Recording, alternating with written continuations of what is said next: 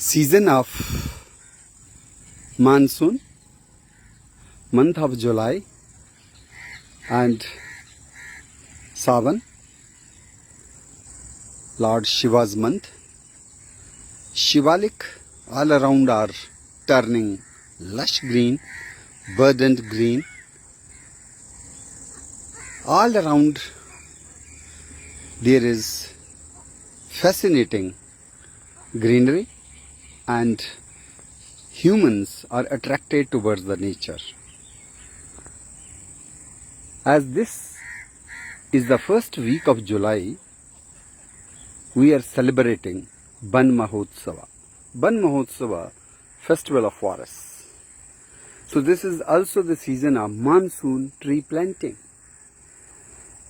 So which tree to be planted? That need to be prioritized.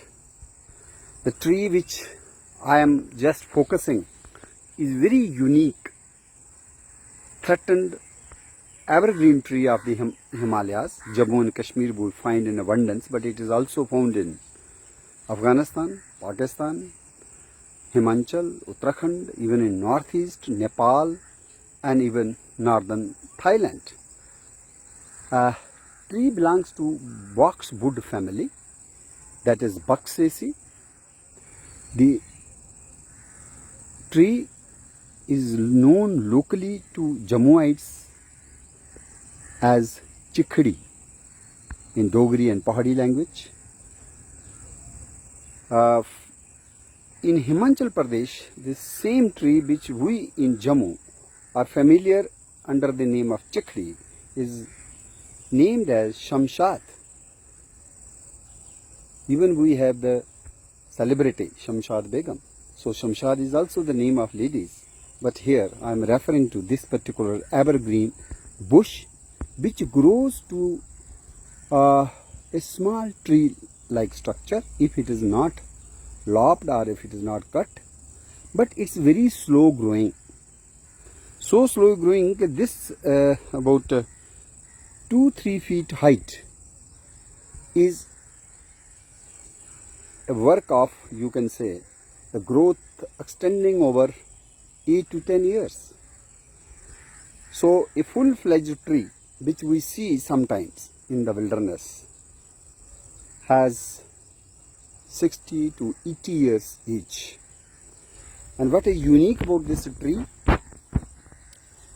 if we focus on the phyllotaxy, then each node has opposite pair of elliptic ovate leaves, and mostly the leaves are borne in opposite decussate manner. That means that if the lower pair is facing towards north-south, then next pair above it is towards east-west, and then again followed by north-south and east-west. So this kind of phyllotaxy, where on a twig we are able to count 4 rows of leaves, is known as opposite decussate leaf arrangement.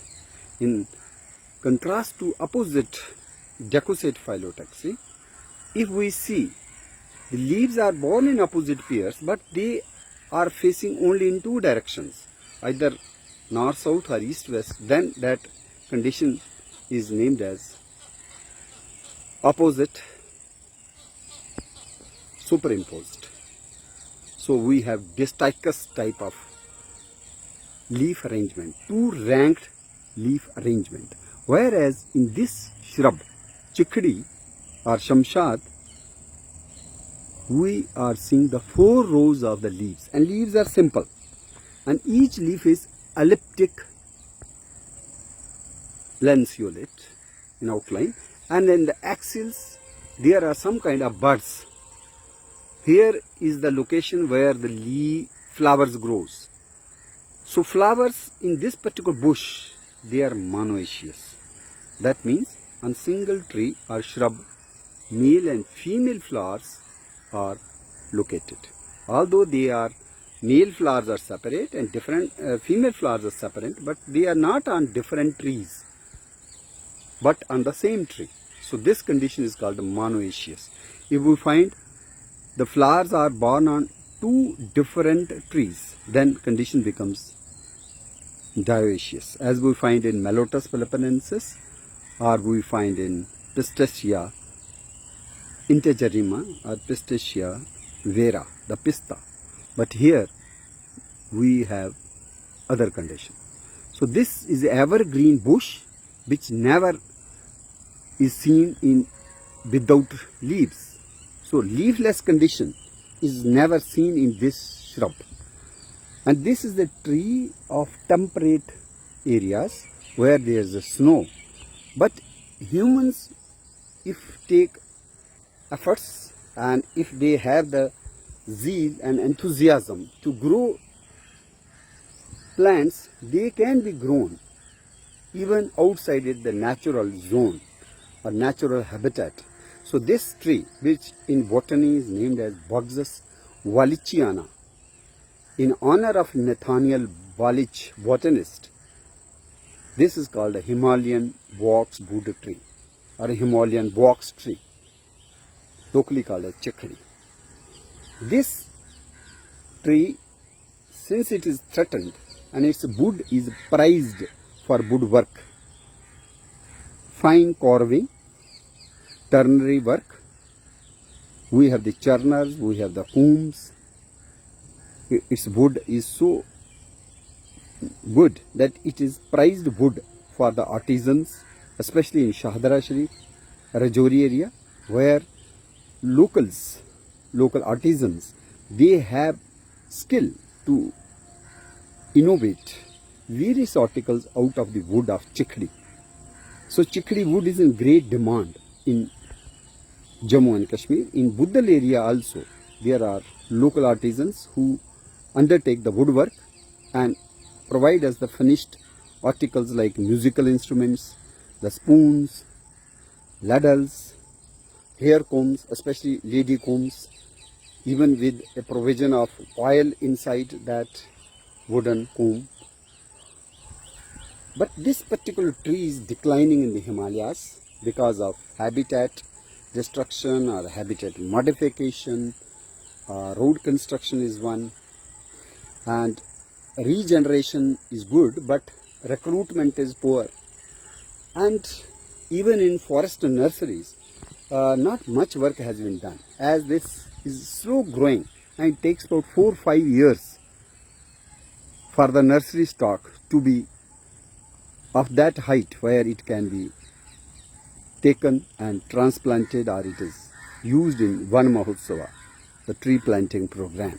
But on this occasion, when we are celebrating Van Mahotsava, we need to familiarize ourselves with this candidate tree, which in future should be undertaken for large scale planting in the Shivaliks. And this tree, or now it is a small shrub presently, is very slow growing.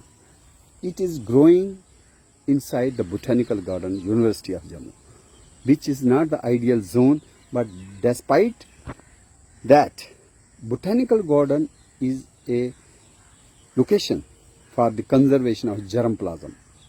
So whatever is declining in the natural habitat may be critically endangered taxa, or it may be endangered taxa, or it may be a vulnerable taxa. So such taxa also find inclusion in the germplasm maintained by the botanical gardens and arboretas. So this is very useful initiative where the university botany department has undertaken to conserve this dwindling Buxus wallichiana evergreen species of our Jammu and Kashmir.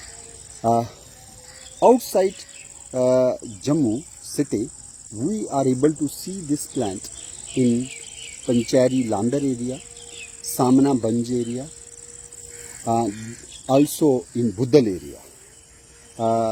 There is a Dera Ki Gali location where we find very good growth of Buxus wallichiana, and even in the ecotourism hut site, Buxus wallichiana saplings stand introduced and they are growing very well. But since it's very slow growing species, the growth is hardly up to 2 feet even after 10-12 years introduction at Deraki Gali.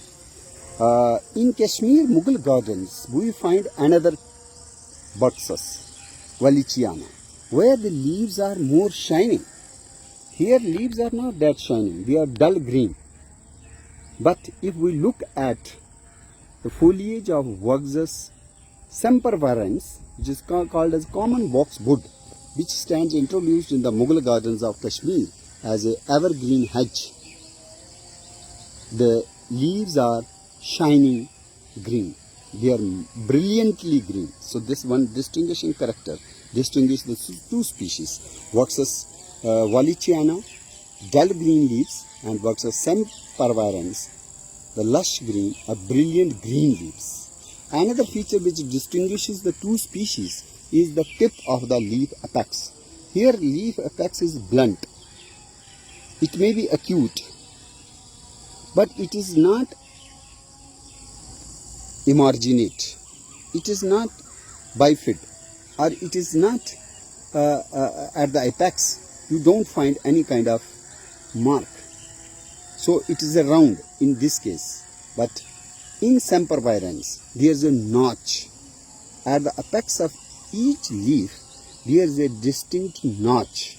So these two characters, one leaf with notched apex and then more brilliant green foliage, distinguishes the species Buxus Walichiana, which is growing natively, which is growing indigenously in the Himalayas, from the introduced European species, which is Buxus sempervirens. And that species is recommended for topiary artwork in the gardens. But even Buxus Walichiana has that capability. This particular plant can be trained even for bonsai making, as we are more familiar with figs, ficus species, Ficus bengalensis, Ficus microcarpa, other species which are very useful for bonsai making, but even Buxus Walichiana can be recommended for bonsai making.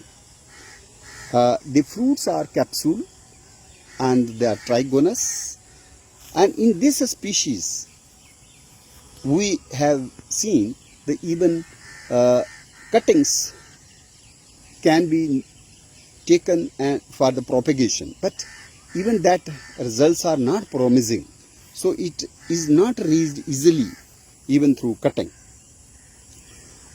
Seed germination is also poor, but that can be another way of propagating this species.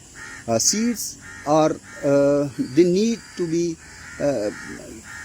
some kind of treatment is required before they are put in the nurseries, but germination is also not that promising. So this species is facing extinction threat, declining in the wilderness, and unless this particular tree, chikhdi, is introduced or included in the plantation programs on a large scale during the monsoon tree planting program, popularly known as Ban Mahotsava time, so this species may decline further.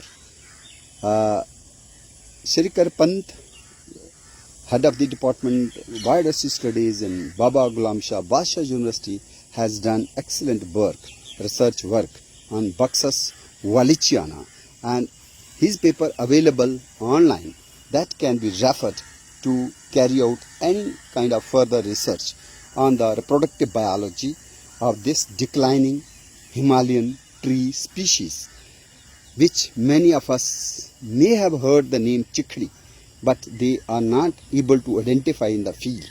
The leaves are opposite, dull green in Walichiana and bright green in case of Buxus sempervirens. But apart from these, we have many other species. Another species, there are basically three groups of these Buxus species, numbering about 47 species. One group is confined to the American continent, American species. Second is Eurasian group, that is Europe and Asia. They have the similarity. Sempervirens and Wallichiana belongs to that group. And third group is African species and Madagascaran species. So there are many other species of Buxus, but in northwestern Himalayas we are familiar with this particular species, Buxus wallichiana. In the paper printed by that which I referred by Shri Karpant, Baba Ghulam Basha University, he is also referring to telling another species, Buxus papillosa, which also grows in India, but which is not seen in the Jammu forest. In Jammu forest, we are seeing only one taxa, which is Buxus wallichiana, in honor of Nathaniel Wallich. Its leaves have been recommended in Ayurveda as a treatment for syphilis, for rheumatism, and for the treatment of intestinal worms. Cattle do not graze this particular plant as it has some bitterness due to some kind of alkalides, buxine alkalides. But sometimes its leaves are browsed by the goats.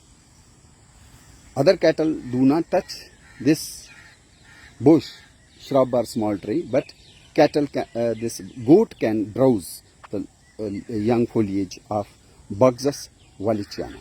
So as we are celebrating Ban Mahotsava, we need to pay homage to the great visionary Indian civil servant Mohinder Singh Randhawa ji, who conceptualized the idea of National Tree Planting Week, and he started this program before Indian independence and organized large-scale planting program from 20th July to 27th July in New Delhi. That was 1947 July. It was in 1950, after India emerged as Republic of India and we had our own constitution. Then Union Agriculture Minister Kanhaiyalal Maniklal Shah, Kanhaiyalal Maniklal Munshi changed the date from 20th July to 27th July to first week of July. So now in India, many states which are already experiencing monsoon rainfall, and even in Jammu, monsoon has already arrived. So the tree planting program can be organized on a large scale, and we can adore and explore the beauty of nature. We can talk about the ecological significance, carbon sequestration potential, soil conservation value, pollution fighting capacity of these wilderness areas, especially the forests. Forests need to be conserved, preserved, and especially the RET species, rare, endemic, and threatened taxa, which are declining in the natural habitat. They need to be selected for the nursery introduction, and ultimately such plants as I am referring to, Buxus wallichiana, chikhdi, it also need to be included in plantation programs on a large scale. So that is the way we can conserve our declining species. Especially the youngsters should be familiar with lesser known taxa as Buxus wallichiana, locally called as chikhdi in Jammu Hills and Shamshad in Himachal Pradesh, and in some locations also called as Sansad, which is a modified, corrupted form from Shamshad. And this plant is historically much exploited for its wood. And still there is a lot of potential to generate the livelihoods if we raise its nurseries and bring its plantations on a large scale. Maybe as it is very slow growing, maybe through biotechnological revolutions, some kind of new technological advancements, we are able to hasten its growth, and we may be able to propagate this species on a large scale, especially during the month of tree planting, that is monsoon tree planting, the month of Van Mahotsava.